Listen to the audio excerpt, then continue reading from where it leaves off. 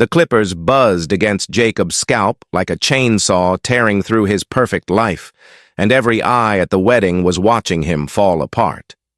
Marcus held the clippers steady, his dirty hands shaking, knowing that in 30 seconds either Jacob would die or Marcus would go to prison.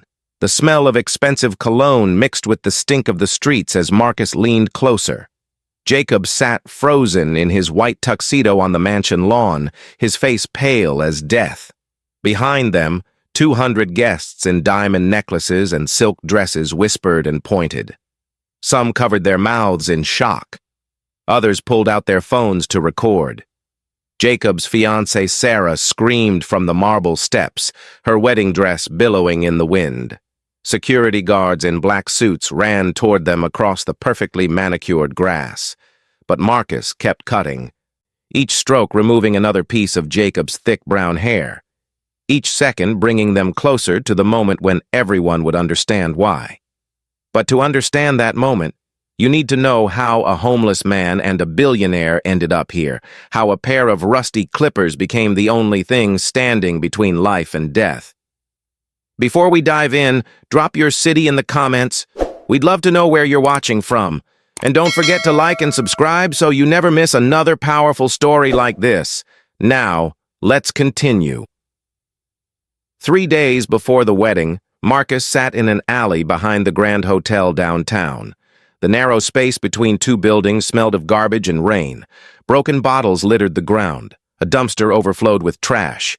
Marcus had claimed this spot as his own 6 months ago, and other homeless people knew to leave him alone here.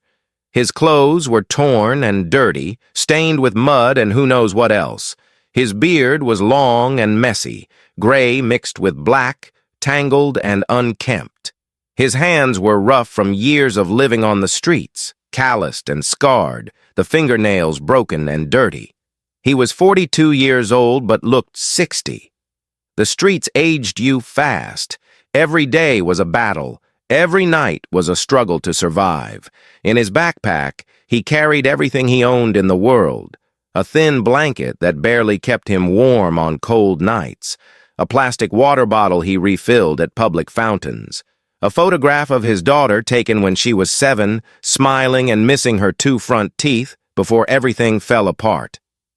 And an old pair of hair clippers, the battery-powered kind, rusty around the edges but still working if you hit them just right. Marcus used to be a barber. 20 years ago, he had his own shop on 5th Avenue, a real storefront with his name painted on the window in gold letters. Marcus's Barber Shop, where style meets skill. People lined up outside his door every Saturday morning. He cut hair for doctors, lawyers, teachers, construction workers, anyone who wanted to look good. He was known for his steady hands, his attention to detail, his ability to give every customer exactly what they wanted. He took pride in his work. He took pride in his life. He had a wife named Linda, beautiful and kind, with a laugh that could light up a room. They had a daughter named Rachel who loved to draw and wanted to be an artist when she grew up. They had a small house in the suburbs with a garden where Linda grew tomatoes and roses. Life was good. Life was simple. Life was everything Marcus had ever wanted. Then Linda got sick. It started with headaches, then dizziness, then tests and doctors and hospital visits. Cancer, brain cancer, stage 4. The doctors said there was a treatment, experimental and expensive, not covered by insurance. It might give her 6 more months, maybe a year if they were lucky. Marcus didn't hesitate. He spent every dollar he had trying to save her. He maxed out credit cards. He took out loans. He sold his shop to a developer who wanted to tear it down and build condos. He sold his house and moved them into a small apartment. He sold his car and took buses everywhere. He would have sold his soul if it meant one more day with Linda. The treatment didn't work. Linda died on a Tuesday morning in April, holding Marcus's hand, whispering that she loved him, asking him to take care of Rachel and himself. She was 39 years old. After that, Marcus fell apart. The medical bills kept coming even after Linda was gone.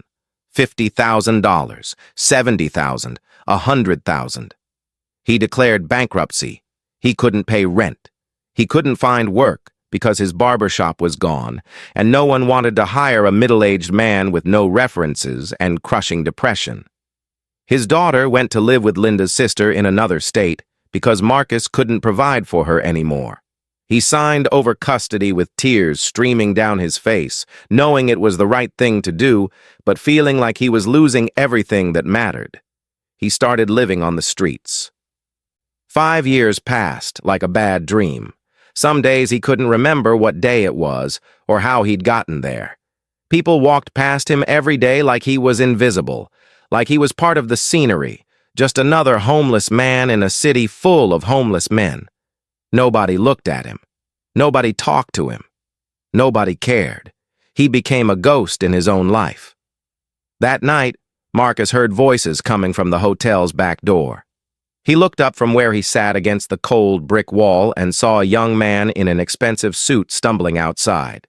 The man was tall and handsome, with perfect hair styled with gel, shiny leather shoes that probably cost more than Marcus spent on food in a month, and a watch that glittered even in the dim light. He was talking on his phone, his voice loud and angry, yelling at someone. "I don't care what the shareholders think," the man shouted into his phone. "Tell them the deal is done. We're closing the factory next week. Yes, all 300 workers will lose their jobs. That's not my problem. They should have been more productive. I need those profits for the wedding. Sarah wants ice sculptures. Sarah wants a live band. Sarah wants everything perfect, so I'm making it happen." Marcus watched as the man paced back and forth, his free hand gesturing wildly. This was Jacob Thornton, 28 years old, worth $3 billion according to the business magazines Marcus sometimes read at the library. His father, William Thornton, had built a company that made car parts for major manufacturers. When William died of a heart attack 2 years ago, Jacob inherited everything. He was smart with money, brilliant with numbers, ruthless in business, but cold with people. He cared about profit margins, not human beings. He cared about winning, not helping. Jacob ended his phone call with a sharp, "Just handle it," and stopped walking. He looked around the dark alley, his eyes adjusting to the shadows. His gaze landed on Marcus for just a second. Their eyes met. Then Jacob looked away quickly, uncomfortable, like Marcus was trash on the sidewalk, like he was something unpleasant that shouldn't be acknowledged. Jacob pulled out a cigarette from a silver case, lit it with the expensive lighter, and took a long drag. Marcus felt anger rising in his chest, hot and bitter. He wanted to say something. He wanted to tell this rich man that poor people were real people too, that they had families and feelings and dreams that had been crushed by circumstances. He wanted to tell him that those 300 workers he was firing had children who needed to eat and mortgages to pay and lives that mattered. But he stayed quiet. What was the point? Rich people never listened to poor people. Rich people never cared. Jacob smoked his cigarette and stared at his phone, scrolling through emails, completely oblivious to the world around him. Then something strange happened. A man in a black hoodie appeared at the far end of the alley, emerging from the shadows like a ghost. He walked toward Jacob slowly, deliberately, his hands hidden in his pockets. Marcus saw something shiny in the man's right hand as he pulled it out. A knife, long and sharp and deadly. Marcus's heart started pounding. Every instinct screamed at him to stay quiet, to stay hidden, to let whatever was about to happen just happen. This wasn't his business. This wasn't his problem. He should run. He should hide. Rich people never helped him. Why should he help them? But something inside him, something old and deep and fundamental, something that remembered being a good man before the world broke him, made him stand up. His legs were stiff from sitting. His back ached, but he stood. "Hey!" Marcus shouted, his voice hoarse from disuse. "Watch out!" Jacob turned around just as the man in the hoodie lunged at him with the knife raised high. Jacob's eyes went wide with terror. He dropped his phone and tried to run, but his expensive leather shoes slipped on the wet pavement and he fell hard on his back. The attacker stood over him, raising the knife for a killing blow. Marcus didn't think. Thinking would have made him hesitate. Thinking would have made him remember all the reasons not to help. He just moved. He grabbed his backpack, the one with all his worldly possessions, and swung it as hard as he could at the attacker's head. The backpack connected with a solid thud. The attacker stumbled backward, cursed loudly, then turned and looked at Marcus. For a terrifying second, Marcus thought the man would attack him instead. But then sirens wailed in the distance, getting closer, and the attacker turned and ran away into the darkness, disappearing around a corner. Marcus stood there breathing hard, his heart hammering in his chest. Jacob sat on the ground staring up at him with wide eyes full of shock and confusion and something that might have been gratitude. "You saved my life," Jacob said quietly, his voice shaking. Marcus shrugged, suddenly uncomfortable with the attention. "Anyone would have done it." "No," Jacob said, slowly standing up and brushing dirt and water off his expensive suit. "Most people would have watched. Most people would have filmed it on their phones and posted it online.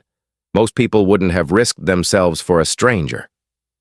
He looked at Marcus for real this time, actually seeing him as a person instead of scenery. "What's your name?" "Marcus." "I'm Jacob." He reached out his hand. Marcus hesitated, looking at his own dirty palm, ashamed of how he looked, how he smelled. But Jacob kept his hand extended, waiting. Marcus finally shook it. Jacob's grip was firm and warm. "Thank you, Marcus, really, thank you. You're a brave man." Jacob picked up his phone from the wet ground and checked it for cracks. The screen was fine. He wiped it on his jacket and put it in his pocket. Then he reached into his other pocket and pulled out a leather wallet thick with cash. He took out 5 $20 bills and held them out to Marcus. "Please take this. It's the least I can do." Marcus looked at the money. $100. That could buy food for a week. That could buy a new blanket for the coming winter. That could buy a hot shower at the gym and maybe some clean clothes from the thrift store. That could change everything for a few days. He took the money with trembling fingers and nodded. "Thank you." "No, thank you," Jacob said. He looked at Marcus for another moment, as if he wanted to say something more. But then he just turned and walked back into the hotel through the back door, disappearing into the warm, bright world that Marcus no longer belonged to. Marcus sat down against the wall and counted the bills again. His hands were shaking. He had just saved a billionaire's life. And all he got was $100. 5 bills that wouldn't even cover one night in the hotel Jacob was staying in. He laughed, a sad, bitter sound that echoed in the empty alley. That's how the world worked. That's how it had always worked. Rich people took everything. Poor people got crumbs. Rich people got saved. Poor people got forgotten. The next morning, Marcus woke up to someone shaking his shoulder roughly. He opened his eyes slowly, confused and disoriented. The sun was bright overhead. He must have slept late. A man in a black suit stood over him, blocking the sunlight. The man was big, maybe 6'4", with muscles like a bodyguard and sunglasses that hid his eyes. "Are you Marcus?" the man asked in a deep voice. Marcus nodded, suddenly afraid. His mind raced through possibilities. Had he been sleeping somewhere illegal? Was he about to be arrested? Did I do something wrong? "No. Mr. Thornton wants to see you. Come with me." Marcus scrambled to his feet, grabbing his backpack. The bodyguard led him through the hotel's front door, past the gleaming brass handles and marble floors. People in the lobby stared at him as he walked through. A woman in a fur coat wrinkled her nose. A businessman in a suit stepped away from him. Marcus felt shame burning in his chest, hot and uncomfortable. He knew how he looked. He knew how he smelled. He didn't belong here. The bodyguard took him to an elevator with mirrored walls. Marcus caught sight of himself and flinched. His reflection showed a broken man, dirty and worn, standing next to this clean, powerful bodyguard. They rode up in silence. The elevator climbed to the top floor, the penthouse level. When the doors opened, Marcus stepped into the most beautiful room he had ever seen. Giant floor-to-ceiling windows showed the whole city sprawling below. Leather couches that looked soft enough to sleep on for days, crystal chandeliers that sparkled like diamonds, art on the walls that Marcus recognized from museums, a bar in the corner stocked with bottles that probably cost thousands of dollars. And sitting at a massive desk made of dark wood was Jacob, dressed in casual clothes now, a sweater and jeans, looking relaxed and comfortable. "Marcus!" Jacob stood up and smiled, a genuine smile that reached his eyes. "Thank you for coming. Please sit down." He pointed to a leather chair across from his desk. Marcus sat carefully, afraid he might get the expensive furniture dirty. Jacob sat across from him, leaning forward with his elbows on the desk. "I've been thinking about last night. You saved my life. A stranger could have killed me, and you stopped him. I need to repay you properly." "You already gave me money," Marcus said. $100 isn't enough for someone's life," Jacob said seriously. "I'm worth billions. My life is worth more than $100 to me.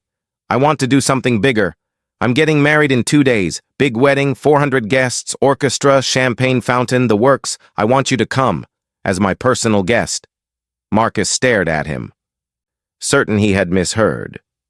"You want me to come to your wedding?" "Yes, as my honored guest. I'll have my assistant get you new clothes, a haircut, a hotel room for the night before so you don't have to sleep outside. Everything you need to be comfortable. It's the least I can do to thank you." Marcus felt tears in his eyes. Nobody had invited him to anything in 5 years. Nobody had treated him like he mattered, like he was worth the effort. "I don't know what to say." "Say yes," Jacob smiled warmly. "The wedding is Saturday at my family's estate outside the city. It's beautiful there. Gardens and fountains and a view of the mountains. Be here Friday morning at 9 and my assistant Claire will get you ready. Please, it would mean a lot to me to have you there." Marcus nodded, unable to speak past the lump in his throat. "Okay. Yes. Thank you." Jacob stood up and came around the desk. He shook Marcus's hand again, both hands this time, a genuine expression of gratitude. "Thank you, Marcus, for everything. You're a good man." Then the bodyguard led Marcus back to the elevator, back to the lobby, back to the street, back to his alley. But everything felt different now. The sun seemed brighter. The air seemed cleaner. Marcus had hope for the first time in years. Hope that maybe the world wasn't all bad. Hope that maybe good things could still happen. Hope that maybe he still mattered. What Marcus didn't know was that Jacob was lying. Well, not exactly lying. Jacob did want to repay Marcus for saving his life. He did feel genuinely grateful, but there was another reason for the invitation. A darker reason. A secret that Jacob had been hiding from everyone for months. That night in his hotel room, Jacob sat alone in the dark on the edge of his king-size bed. The city lights glowed through the windows. His hands were shaking uncontrollably. His heart was racing, pounding so hard he thought it might explode. He felt dizzy, nauseous, terrified. He grabbed a pill bottle from his bathroom cabinet and swallowed 2 pills with water, then 2 more for good measure. But they didn't help. The pills never helped anymore. Nothing helped. Jacob had a medical condition. The doctors called it a cerebral aneurysm, a weak spot in a blood vessel in his brain, like a balloon stretched too thin, ready to pop at any moment. It could rupture any time, any day, any second. When it did, he would collapse. He would feel the worst pain of his life. And he would die in minutes, unless someone did one very specific thing immediately. His doctors had explained it 3 months ago during a consultation that changed Jacob's entire world. Dr. Reyes, a stern woman with gray hair and decades of experience, had sat him down in her office and shown him the brain scans on a computer screen. "Mr. Thornton, this is serious. You have a cerebral aneurysm in your anterior communicating artery. It's large and in a very dangerous location. If it ruptures, you need immediate intervention, not in 10 minutes, not in 5 minutes, immediately." "Surgery?" Jacob had asked, his mouth dry with fear. "Eventually, yes, but the surgery itself is risky. There's a 40% chance you could die on the operating table or suffer permanent brain damage. Right now, the aneurysm is stable. Surgery might kill you. But if it ruptures, you'll definitely die without immediate pressure relief." "What kind of pressure relief?" Dr. Reyes had explained the procedure in detail, and Jacob had thought she was joking. The fastest way to relieve cranial pressure in an emergency is through rapid follicular removal. Cut your hair, all of it, down to the scalp, as fast as possible.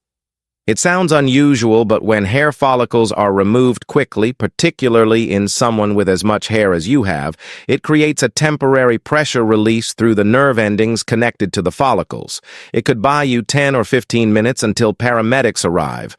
Without it, you have maybe 2 minutes before brain death. Jacob had laughed nervously. "You want me to shave my head if I get a headache?" "This isn't a headache, Mr. Thornton. This is death. And shaving your head could save your life. You need someone with you at all times who knows how to do this quickly, who can act without hesitation. I recommend a live-in medical assistant." Jacob had hired medical staff after that. A nurse named Patricia who followed him everywhere carrying electric clippers in her bag.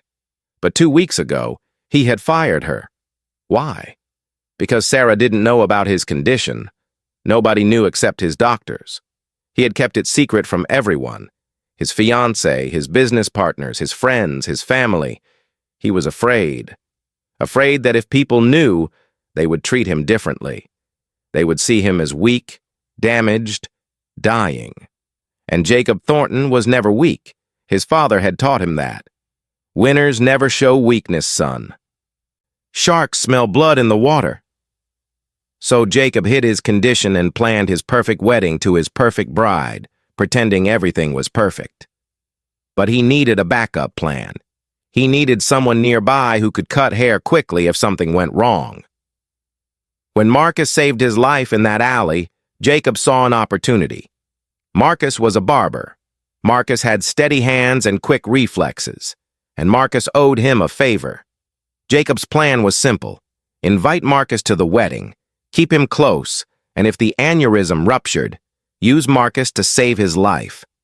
It was selfish. It was manipulative. It was wrong. Jacob knew it, but he didn't care. He wanted to marry Sarah. He wanted one perfect day where he felt normal and healthy and alive, and if something went wrong, he would use Marcus to save himself. Again. Friday morning at 9 o'clock sharp, Marcus arrived at the hotel. He had scrubbed his face in a public bathroom and tried to comb his hair with his fingers. He wore his cleanest, dirty shirt. Jacob's assistant, a woman named Claire, met him in the lobby. She was in her 30s, professional and kind, with warm eyes behind her glasses. She didn't look at him with disgust like other people did. She didn't step away or wrinkle her nose. She smiled genuinely and said, "Marcus, I'm Claire. Follow me. We're going to take good care of you today." She took Marcus to a luxury spa on the 5th floor. "Mr. Thornton wants you to feel comfortable at the wedding," she explained, as they walked down a hallway that smelled like lavender and eucalyptus. "We're going to get you cleaned up and make you feel like $1,000,000. For the next 4 hours, Marcus experienced things he hadn't felt in 5 years. First, a hot shower in a private bathroom with soap that smelled like mint and cedar, water pressure so strong it felt like massage, steam so thick he could barely see. He stood under that shower for 20 minutes, watching years of dirt and shame wash down the drain. Then a professional shave from a barber who treated him with respect, who called him Sir and asked him about his day. The barber's straight razor was sharp and precise. When he finished, Marcus's face felt smooth and new. He touched his cheeks and barely recognized the feel of his own skin. Then a haircut that made him look 20 years younger. The stylist trimmed away the tangled mess, shaped what remained, even gave him a style. Marcus watched in the mirror as a human being emerged from beneath the years of neglect. Then a manicure that cleaned the dirt from under his nails, buffed away the calluses, made his hands look like they belonged to someone who mattered. The manicurist was gentle and chatty, telling him about her daughter who was learning to play piano. Then Claire brought him new clothes, not just any clothes. A gray suit that fit perfectly, tailored to his body. A crisp white shirt that smelled like it had never been worn. Black leather shoes that felt like butter on his feet. A belt, socks, even new underwear. When Marcus looked in the mirror fully dressed, he barely recognized himself. He looked like a businessman. He looked like someone with a future. "You look handsome," Claire said, and her voice was sincere, not pitying. Marcus felt tears coming again. He tried to hold them back, but they came anyway. "Thank you," he managed to say. "Thank you for treating me like a person." Claire touched his arm gently. "You are a person, Marcus. You've always been a person. Don't ever forget that. The world might forget, but don't you forget." That afternoon, Claire gave Marcus a room in the hotel, a real room with a real bed and clean sheets and a television and a minibar. Marcus lay on the bed and stared at the ceiling, feeling the soft mattress beneath him, and cried. He cried for everything he had lost. He cried for his wife. He cried for his daughter. He cried for the 5 years he'd spent invisible and forgotten. But he also cried because someone had finally remembered that he was human. That evening, Jacob took Marcus to dinner at an expensive restaurant 3 blocks from the hotel. They sat by the window at a table with a white cloth and crystal glasses. A waiter brought them menus with no prices. Jacob ordered steak and potatoes. Marcus did the same, his hands shaking as he held the heavy menu. For 2 hours they talked. Jacob told stories about his childhood, about his father who was demanding and cold but taught him business, about taking over the company and feeling overwhelmed, about meeting Sarah at a charity gala and falling in love with her smile. Marcus talked about his wife Linda, about how they met in college, about their small house with the garden, about his barber shop and the customers who became friends, about his daughter Rachel, who wanted to be an artist. He didn't talk about the cancer or the bills or the streets. Not yet. Those stories were too painful. For a few hours, they weren't a billionaire and a homeless man. They were just 2 people sharing a meal and finding common ground in their loneliness. "Can I ask you something?" Marcus said as they finished eating, the plates empty except for a few stray French fries. "Of course," Jacob replied, leaning back in his chair. "Why are you really doing this? You barely know me. You could have given me money and forgotten about me. That's what rich people do. But you invited me to your wedding. You're spending thousands of dollars on me today. Why?" Jacob's smile faded. He looked out the window at the city lights, at people walking past on the sidewalk, at cars crawling through traffic. For a long moment, he didn't speak. Marcus thought he wouldn't answer. But then Jacob said quietly, "Because you reminded me that good people still exist, and I want good people around me on the most important day of my life. You risked yourself to save me. That means something. That means everything." It sounded nice. It sounded true. It sounded like something someone would say in a movie. But something in Jacob's eyes made Marcus feel uneasy, like there was more to the story, like Jacob was holding something back. Marcus couldn't put his finger on it, but the feeling lingered as they finished dinner and said goodnight. Saturday morning arrived bright and sunny, not a cloud in the sky. Jacob's family estate sat on a hill 30 miles outside the city, surrounded by acres of gardens and fountains. The mansion itself was white stone with columns, looking like something from a Greek myth. White tents covered the massive lawn. Flowers hung from every tree, roses and orchids and lilies. A string quartet played soft classical music. 400 guests arrived in limousines and luxury cars wearing designer clothes and expensive jewelry that glittered in the sunlight. Marcus arrived in a town car that Jacob sent for him. The driver was polite, opening the door for him, treating him like he belonged. Marcus stepped out onto the circular driveway and stared at the mansion, at the wealth on display, at the sheer beauty of everything. He had never seen anything like it. The fountains alone probably cost more than his old house. A part of him felt happy to be there, grateful for Jacob's kindness, amazed at this glimpse into a world he'd never known. Another part felt angry. All this money for one day, all this luxury for one party. He thought about the 300 workers Jacob was firing. He thought about the families that would struggle while Jacob celebrated. He thought about all the homeless people sleeping in alleys who could be fed and housed with what this wedding cost. "Marcus!" Jacob appeared beside him, breaking through his thoughts. Jacob wore a white tuxedo with black trim on the lapels. He looked like a prince from a fairy tale, perfect and polished. "You made it! Come on, I'll introduce you to people." Jacob led Marcus through the crowd of guests. People mingled on the lawn, drinking champagne, eating tiny appetizers from silver trays carried by waiters in black vests. Jacob introduced Marcus to his business partners, shaking hands with men in expensive suits who smiled politely but looked through him. He introduced Marcus to his college friends, young rich people who said, "Nice to meet you," but clearly didn't mean it.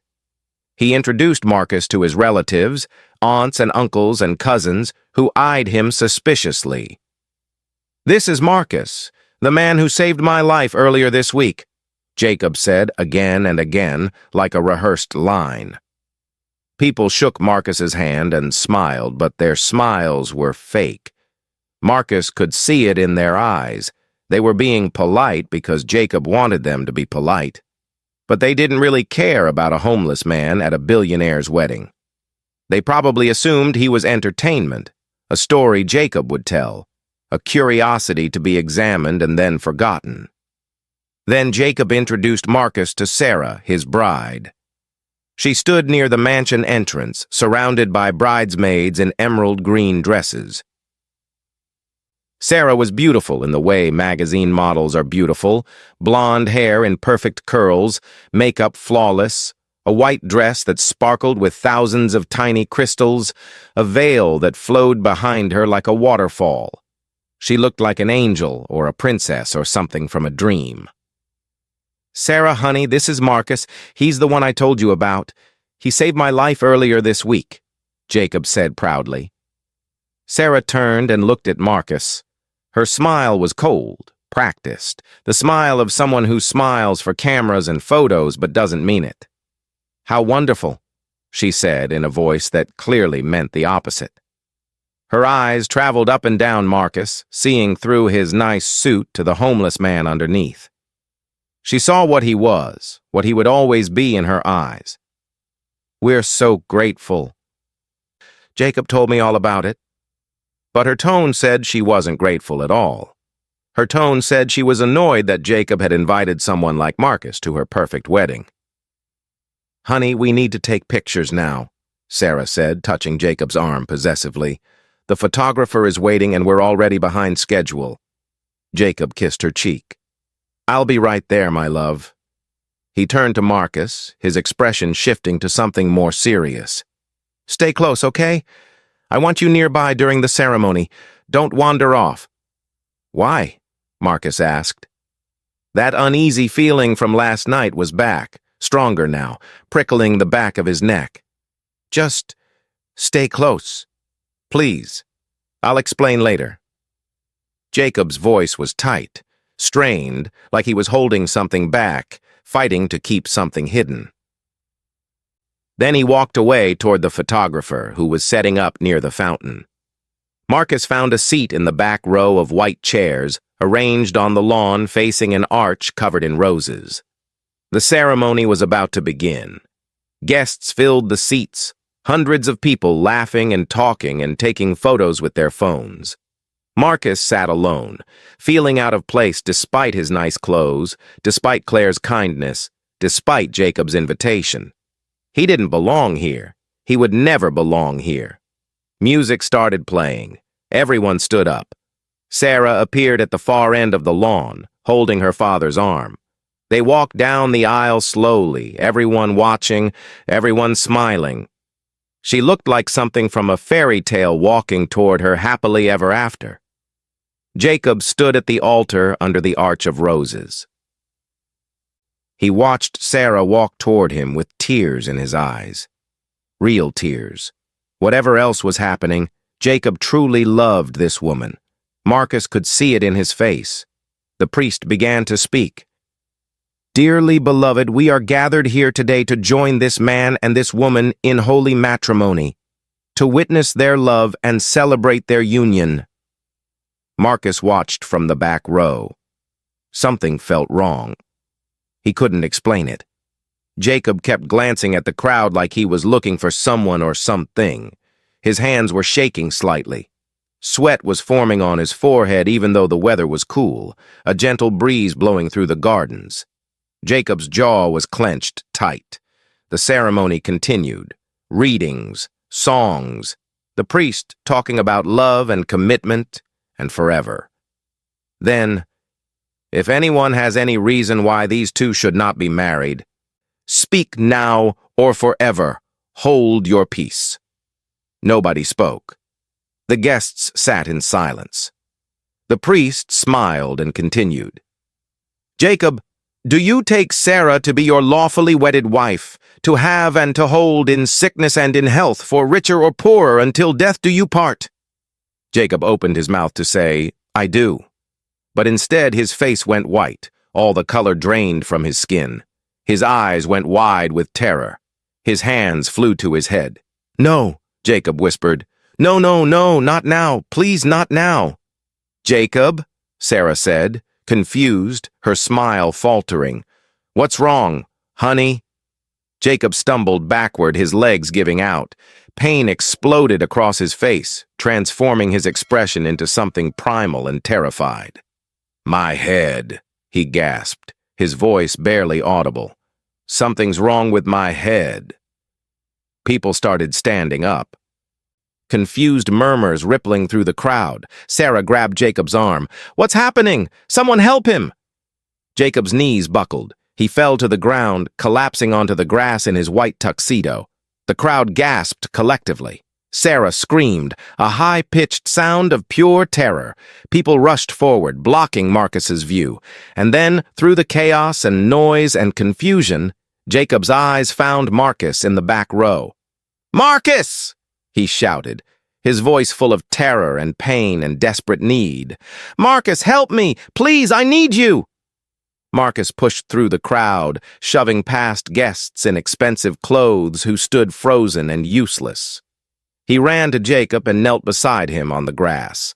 Jacob was lying on his back, his face twisted in agony, his hands pressed against his temples, his whole body trembling. "Marcus," Jacob gasped, each word seeming to cause him more pain. "I need you to cut my hair, all of it, right now, please." "What?"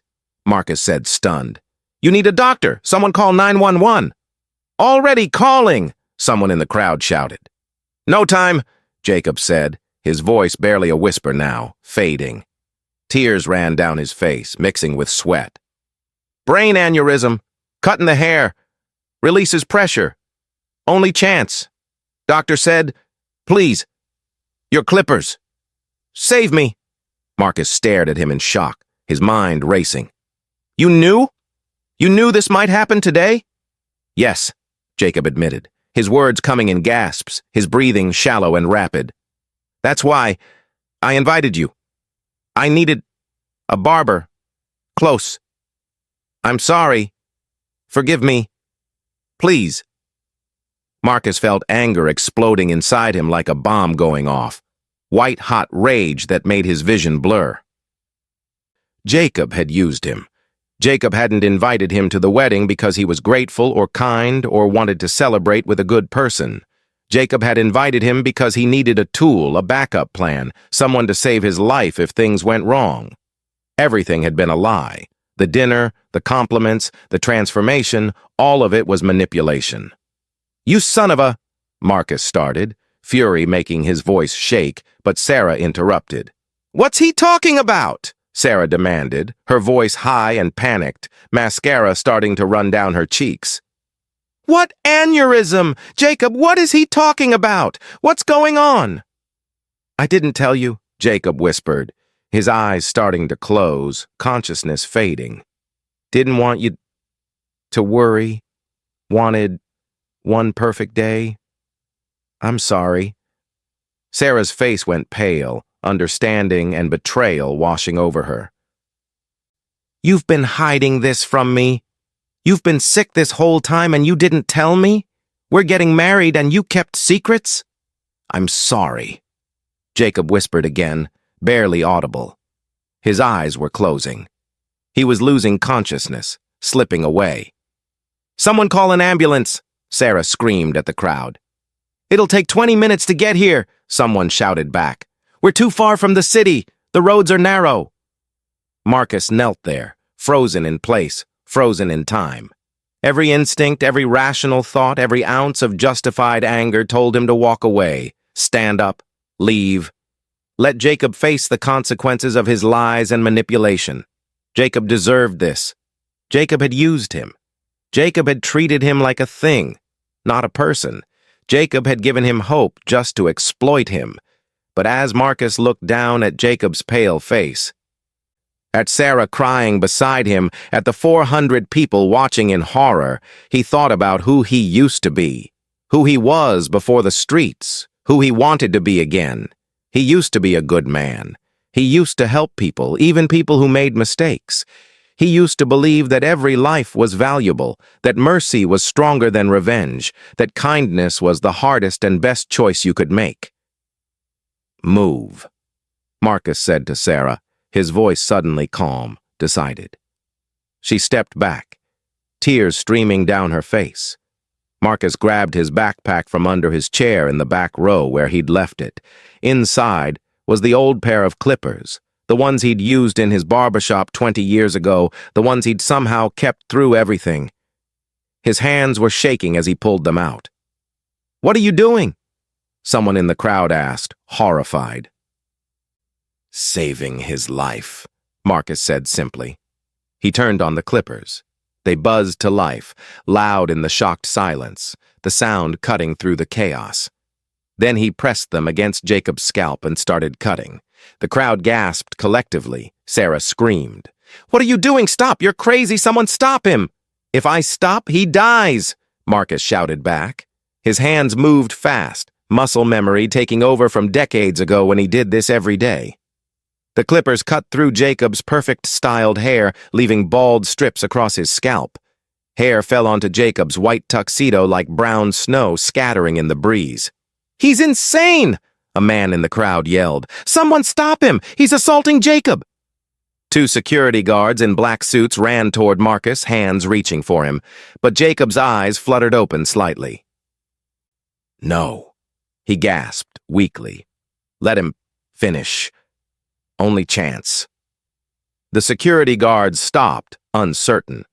Marcus kept cutting, faster, cleaner, every stroke removing more hair, working in sections like he'd been trained to do.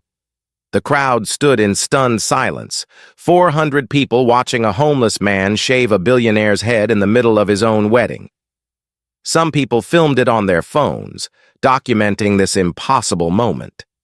Some people looked away, unable to watch. Some people cried, overwhelmed by the tragedy and strangeness of it all.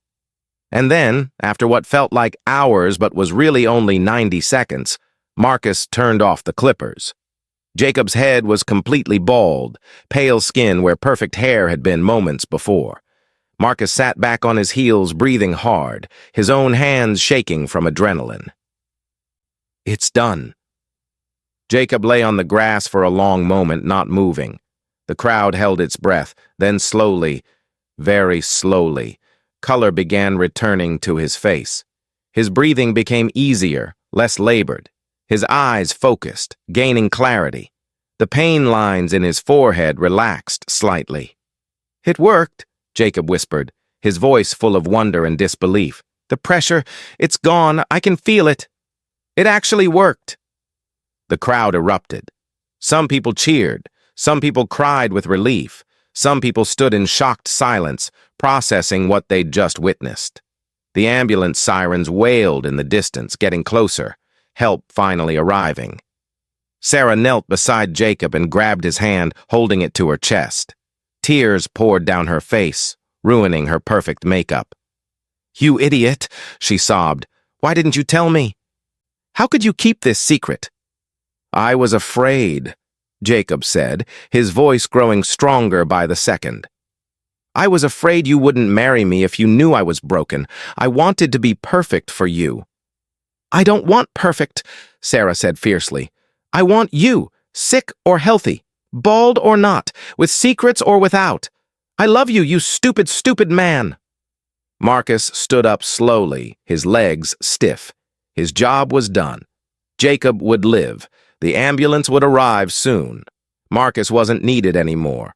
He started walking away toward the mansion, toward the driveway, toward wherever he could find that would take him away from here. But Jacob called after him, his voice carrying across the lawn. "Marcus, wait. Please." Marcus stopped but didn't turn around. He stood with his back to the crowd, staring at the fountain. "What?" "I'm sorry," Jacob said, and his voice was raw with emotion, sincere in a way Marcus had never heard before.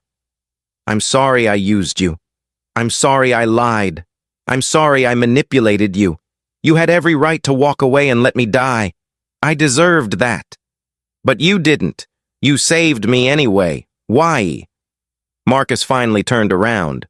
The whole crowd was watching him now. Sarah, the guests, the security guards, the priest, the waiters, everyone. All eyes on the homeless man with the clippers. "Because that's what good people do," Marcus said quietly. But his voice carried in the silence. "They help, even when it's hard, even when it hurts, even when the person doesn't deserve it." "I don't deserve it," Jacob said, tears running down his face now, cutting through his composure. "I've been selfish my whole life. I've hurt people to make money. I've fired workers to increase profits. I've ignored suffering to chase success. I've lied to the woman I love. I don't deserve your kindness. I don't deserve anything." "No," Marcus agreed, his voice gentle but firm. "You don't. But maybe that's not the point. Maybe the point is that I deserve to be the kind of man who helps anyway. Helping you isn't about you. It's about me. It's about who I choose to be regardless of who you are." The crowd was silent. Even the birds seemed to have stopped singing. Everyone was listening to this homeless man speak truth that cut through all their wealth and privilege. The ambulance arrived, sirens wailing, lights flashing. Paramedics rushed across the lawn with a stretcher and medical equipment. They checked Jacob's vital signs, asked him questions, started an IV. Before they lifted him onto the stretcher, Jacob looked at Marcus one more time. "I'm going to change," Jacob said, and it sounded like a vow. "I promise you, Marcus. I'm going to be better.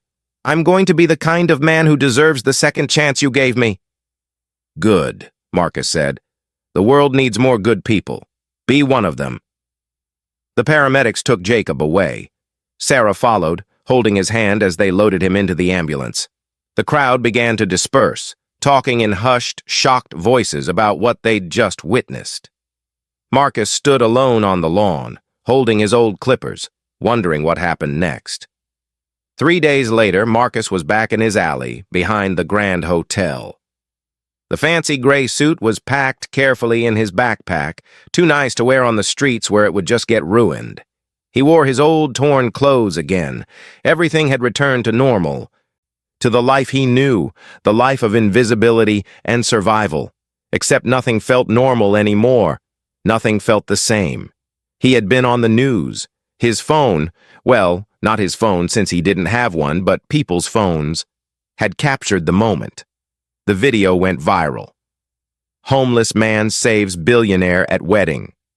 10 million views, 20 million, 30 million. News anchors calling him a hero. Comments pouring in from around the world. But Marcus was still sleeping in an alley. That morning, a black town car pulled up to the alley. The same car from Saturday. Jacob stepped out. He was wearing casual clothes now, jeans and a sweater, and a baseball cap that covered his bald head. He looked tired but alive, more alive than he'd looked at the wedding.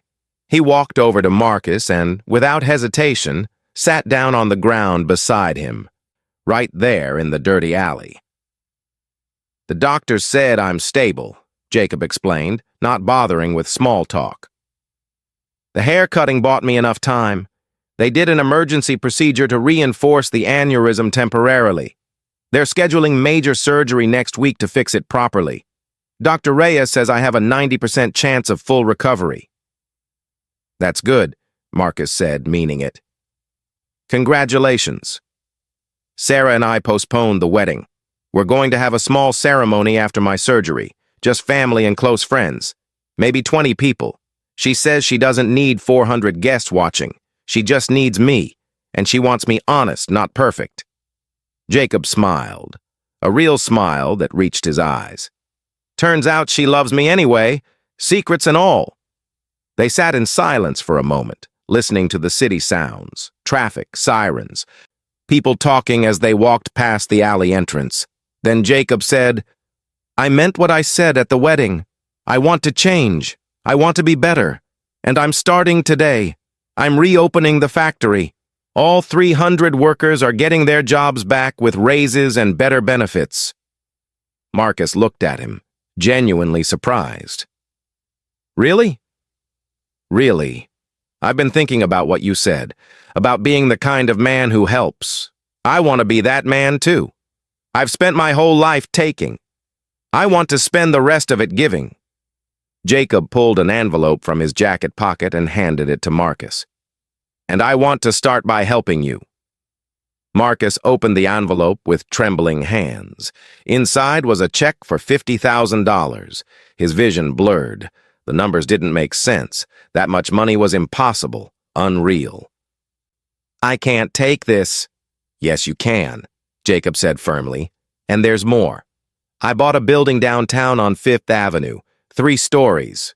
You know what used to be there? Your old barber shop. I bought the whole building. I'm turning it into a free barbershop and shelter for homeless people. Haircuts, meals, beds, job training, everything. And I want you to run it. I want you to teach people how to cut hair, how to have a skill, how to have hope again. Will you do it?" Tears poured down Marcus's face, hot and unstoppable. He couldn't speak. His throat was closed with emotion. He just nodded again and again. Jacob stood up and offered his hand. Marcus took it, and Jacob pulled him to his feet, then did something unexpected. He hugged Marcus, a real hug, not the awkward pat-on-the-back kind, but a genuine embrace. "Thank you, Marcus, for saving my life. Both times." "What do you mean, both times?" Marcus asked when they separated. "You saved me from that attacker in the alley. That was the first time. But when you shaved my head at the wedding, you did something else. You showed me what it means to be truly good, to help without expecting anything in return. You saved me from being a terrible person forever." "That's the second time. Maybe the more important time." Marcus smiled through his tears, his face aching from the unfamiliar expression. "You're welcome." Jacob walked back to his car, then stopped halfway and turned around. "One more thing. When the barbershop opens, I want you to give me my first haircut. My hair's going to grow back after the surgery. I want you to be the one to shape it. Will you?" "I'd be honored," Marcus said. Jacob nodded, satisfied, and drove away. Marcus stood in the alley holding the check, feeling the weight of it, the weight of hope and possibility. His life was about to change completely. He was about to have a home again, a purpose again, a reason to wake up in the morning beyond mere survival. All because he had chosen to help someone who didn't deserve it. Sometimes the people we save end up saving us right back. The barbershop opened on a Tuesday morning in April, exactly 6 months after the wedding. Marcus stood outside on the sidewalk wearing a clean white barber's coat with his name stitched on the pocket in blue thread. The sign above the door read, "Second Chances Barbershop and Shelter," in bold blue letters that gleamed in the morning sun. A line of people stretched around the block, homeless men and women, young and old, waiting for a free haircut. A hot meal, a shower, a place to sleep, a chance to feel human again. Inside, Marcus had trained 5 other barbers, all of them formerly homeless, all of them given a second chance just like him. They worked at 6 chairs arranged in 2 rows, scissors and clippers moving in practiced rhythm, transforming the people who sat in front of them. The building had a kitchen on the first floor that served breakfast, lunch, and dinner. The second floor had showers and a small medical clinic. The third floor had 20 beds for people who needed a safe place to sleep. It wasn't much. It couldn't save everyone. But it was something. Jacob came for his first haircut that afternoon. Sarah was with him, her hand in his, both of them wearing wedding rings now. They'd gotten married 3 weeks ago in a small church with 20 guests watching. His surgery had been successful. The aneurysm was repaired. His hair had grown back thick and brown, about 2 inches long now, enough to style. He sat in Marcus's chair and smiled up at him in the mirror. "Make me look good," Jacob said with a grin. "I'll do my best," Marcus replied, draping a clean white cape around Jacob's shoulders. As Marcus worked, cutting and shaping Jacob's hair with the same steady hands that had saved his life, they talked about the future. Jacob had started a foundation called Second Chances, with $100 million of his own money. The foundation helped homeless people find jobs and housing across the city. Sarah had quit her job in fashion to work at the foundation full-time, managing programs and visiting shelters. "I never thanked you properly," Jacob said as Marcus trimmed around his ears with precision. "You could have let me die that day. You should have let me die. I used you. I lied to you. I manipulated you into coming to my wedding just so I'd have a backup plan." "Stop," Marcus said gently, pausing his scissors. "We all make mistakes. What matters is what we do after we realize we were wrong. You're making up for it every single day. That's what counts." "I'm trying," Jacob said, his voice thick with emotion. "Every day, I wake up and think about those 300 workers I almost fired. I think about you sleeping in that alley. I think about all the people suffering while I lived in luxury and didn't care. I'm trying to be better." "You are better," Marcus said. "The fact that you think about it, that you feel guilty, that you're taking action, that's what being better looks like. Nobody's perfect. We're all just trying." When Marcus finished, he brushed the loose hair from Jacob's shoulders and removed the cape. Jacob stood up and looked at himself in the mirror, turning his head from side to side. "Perfect," he said with genuine appreciation. "You've still got the magic touch." He paid Marcus double the suggested donation amount. Nobody was turned away for lack of money, but those who could pay helped fund those who couldn't. Jacob shook his hand warmly. "Same time next month?" "Same time next month," Marcus agreed. As Jacob and Sarah walked toward the door, Sarah turned back. "Marcus, we're having dinner next week, just the 2 of us and Jacob. We'd love for you to join us. Please say yes." Marcus felt that familiar warmth in his chest, the feeling of being seen, being valued, being remembered. "I'd like that very much." After they left, Marcus turned back to his chair where another customer was sitting down. A young man with tangled hair and empty, desperate eyes, looking for hope in a world that had forgotten him. "Don't worry," Marcus said with a genuine smile, picking up his clippers. "We're going to make you look great. And then we're going to help you find a job, find a place to stay, Find your way back. You're not alone anymore. Because that's what Marcus did now. He gave people second chances. He gave people dignity. He gave people hope. And all because one terrible moment at a wedding had taught him something crucial. Sometimes the worst days lead to the best changes. 2 months after the barbershop opened, on a Saturday afternoon in June, Marcus was cleaning up after a busy day when the bell above the door chimed. He looked up and froze. Standing in the doorway was a young woman, 23 years old, with her mother's eyes and her father's smile. Rachel. "Dad?" she said, her voice uncertain, trembling. Marcus dropped the broom he was holding. It clattered to the floor. "Rachel? Baby girl?" She ran to him and they embraced, both of them crying, 7 years of separation dissolving in that moment. "I saw you on the news," Rachel said between sobs. "I saw what you did at the wedding. I saw the barber shop. I've been trying to find you for so long, and then suddenly you were everywhere." "I'm sorry," Marcus said, holding his daughter tight, never wanting to let go. "I'm so sorry I disappeared. I'm sorry I couldn't take care of you. I'm sorry for everything." "No, Dad. You did what you had to do. Aunt Marie told me everything. You gave me up so I could have a better life. That's love. That's sacrifice." They sat together for hours, catching up on everything. Rachel had graduated from college with a degree in art, just like she'd always dreamed. She was working as a graphic designer now. She had a boyfriend. She was happy. And she wanted her father back in her life. "I've been so proud of you," Marcus said, wiping tears from his weathered face. "Even when I couldn't be there, I was proud." "I know," Rachel said, "and now I'm proud of you. Look at what you've built. Look at how many people you're helping. You're a hero, Dad." "I'm not a hero. I'm just a man who learned that helping others is how we save ourselves." Rachel started visiting every weekend. She designed a new logo for the barbershop. She created flyers and a website.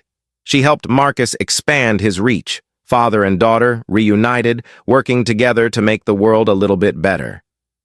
By the end of the first year, Second Chance's Barbershop and Shelter had helped 2,000 people, 2,000 haircuts, 2,000 meals, 400 people found jobs, 150 people found permanent housing, 20 people were reunited with their families.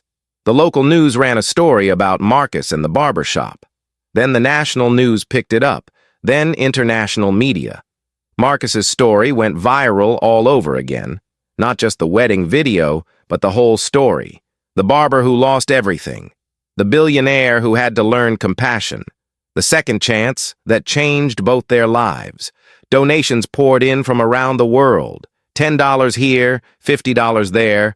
Sometimes thousands from people who believed in what Marcus was building. Jacob matched every donation dollar for dollar through his foundation. Other cities started reaching out, asking Marcus to help them open similar programs. Marcus trained volunteers, shared his model, gave advice freely. Within 2 years, there were Second Chances locations in 15 cities across the country, each one run by someone who had been homeless themselves, someone who understood the struggle, someone who wanted to pay forward the kindness they'd received. Marcus received awards. The mayor gave him a key to the city. A university gave him an honorary degree. But the recognition that mattered most came from the people he helped. The thank yous whispered through tears. The hugs from people who'd found hope again. The photos sent to him of former clients at their new jobs in their new apartments with their reunited families.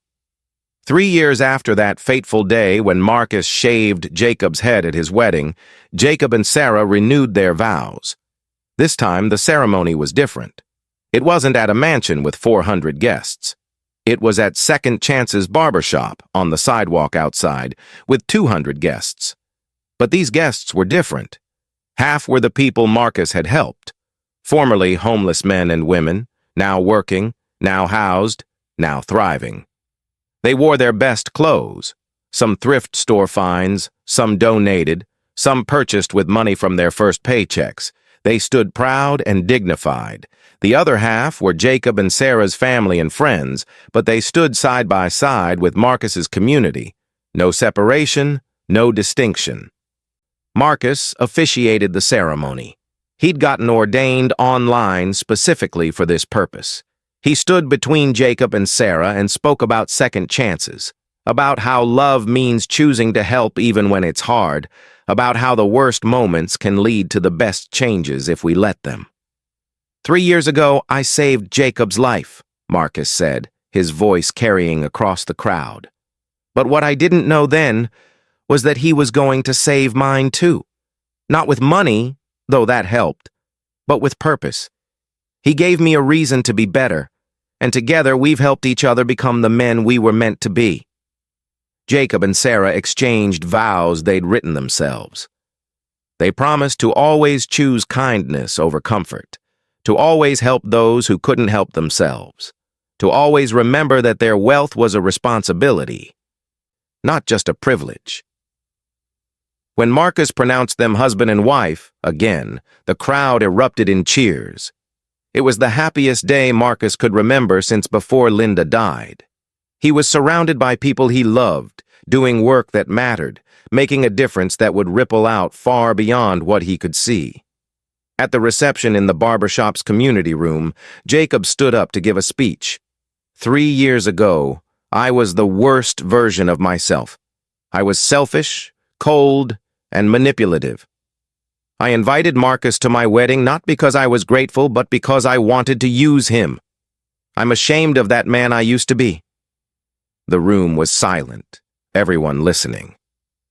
But Marcus showed me something that day. When I was dying, when he had every reason to walk away and let karma take its course, he chose kindness. He chose to help. And that choice changed everything. It saved my life, yes, but more importantly, it saved my soul. Jacob's voice broke with emotion. Marcus, you're the best man I know. You're my friend, my mentor, my conscience. Thank you for not giving up on me. Thank you for showing me what it means to be truly good. Marcus stood up and they embraced. Two men from completely different worlds who had found brotherhood in the most unlikely circumstances. 5 years after the wedding, Marcus sat in his barber shop on a quiet Tuesday evening. The last customer had left. The other barbers had gone home. He sat alone in his chair, looking at his reflection in the mirror.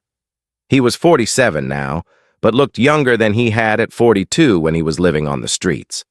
Good food, stable housing, purpose, and love had given him his life back. His hair was cut short and neat. His face was clean-shaven. His hands were steady. He looked like a man who belonged, because he did. His phone buzzed. A text from Rachel. Love you, Dad. See you Sunday for dinner. Another text from Jacob. Board meeting went great. Foundation just hit 10,000 people helped. We did it, brother. Another from Sarah. Thank you for watching our daughter yesterday. She loves her Uncle Marcus. Marcus smiled.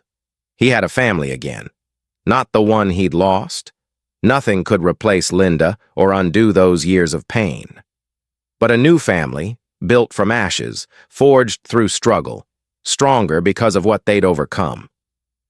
He thought about that night in the alley when he'd saved Jacob from the attacker. He thought about the choice he'd made at the wedding to save Jacob's life, even though Jacob had lied to him. Both times, he could have walked away. Both times, the easier choice was to do nothing. But Marcus had learned something in his years on the streets, something that poverty and loss and suffering had taught him. Your humanity isn't determined by what you have. It's determined by what you do when you have nothing. When Marcus had nothing, no home, no money, no hope, he still chose to help. That choice defined him. That choice saved him. That choice changed everything. Now, as Marcus locked up the barbershop and walked home to his small apartment above the shop, he thought about all the people who would come through those doors tomorrow. People who were where he used to be. People who felt invisible, forgotten, worthless. And he thought about what he would tell them. The same thing he told everyone. You matter. Your life has value. Your story isn't over. This is just a chapter, not the whole book. Because that's what second chances meant. It meant that no matter how far you'd fallen, no matter how much you'd lost, no matter how many mistakes you'd made, you could still get back up. You could still change. You could still become the person you were meant to be. Marcus had been a barber, then a homeless man, then a lifesaver, now a hero. But really, he'd always just been Marcus. A man who chose kindness when he could have chosen bitterness. A man who chose to help when he could have chosen revenge. A man who chose hope when despair would have been easier. And that choice, that simple choice to be good even when the world was cruel, had changed not just his life, but hundreds of others. So here's what I want you to think about as this story ends. What would you have done at that wedding? Really think about it. You're standing there watching someone who lied to you, who used you, who manipulated you, dying on the ground. You have the power to save them, or let them die. What do you choose? Do you choose kindness even when it's hard? Do you choose to help even when they don't deserve it? Do you choose to be better than your anger, stronger than your hurt, bigger than your pain?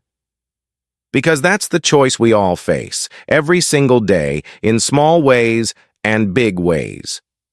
Someone cuts us off in traffic, someone lies to us, someone hurts us. And we get to choose. Do we respond with anger or with grace, with revenge or with mercy, with bitterness or with hope? Marcus chose grace, and that choice saved 2 lives, Jacob's and his own. What will you choose? Think about the homeless person you walk past tomorrow. Think about the person who wronged you last week. Think about the stranger who needs help but doesn't deserve it. What will you do? Your answer to that question says everything about who you are and who you want to be. Leave your answer in the comments below. Tell me what you would have done at that wedding. Tell me about a time you chose kindness when anger would have been easier. Tell me your story. And if this story touched your heart, if it made you think about what it means to be good in a world that often rewards being selfish, if it reminded you that every person has value and every life matters, hit that subscribe button right now. Subscribe to Emotional Stories, join our family, because we need more stories like this. We need more reminders that humanity is worth fighting for. We need more examples of people choosing love over hate, compassion over indifference, hope over despair. Subscribe now. Share this story with someone who needs to hear it.